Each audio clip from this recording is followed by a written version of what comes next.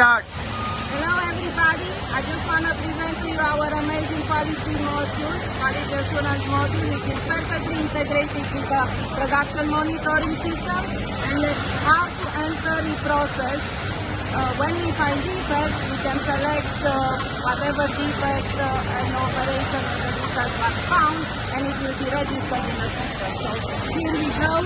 We are selecting the defect and then reprocessing.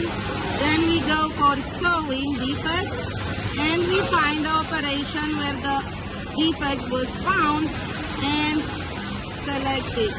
Then we will hit save, and here you go. The unit was assigned as reprocessed. Another amazing thing is that the operator is getting directly feedback on the operator tablet, showing the percentage of defect that was found for the operation that they are working on. And we can go and see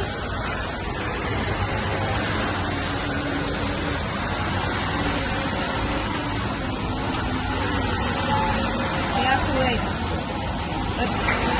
And here you go.